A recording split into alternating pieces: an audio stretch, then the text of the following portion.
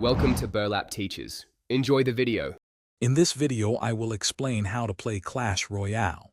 First, you'll learn the basic objective. Destroy your opponent's king tower before they destroy yours. You'll use Elixir, which regenerates over time, to deploy cards.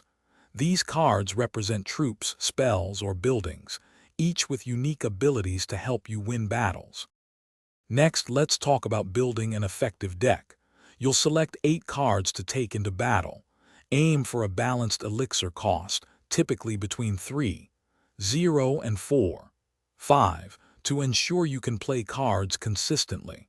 Make sure your deck has a good mix of cards for both attacking your opponent and defending your own towers. Now for winning battles. Deploy your cards thoughtfully to counter your opponent's moves. For example, use a high-damage troop to stop a strong enemy push. Always prioritize protecting your king tower and 2 princess towers.